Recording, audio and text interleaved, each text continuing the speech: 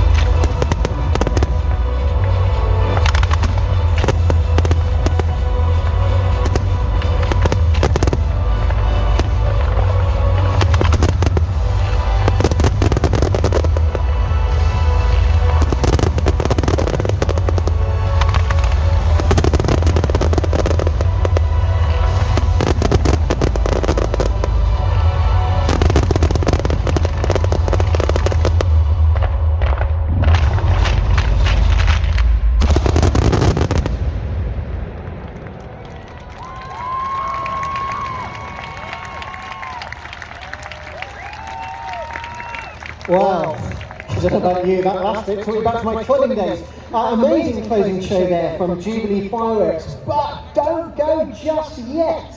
We have one final pyro treat for you.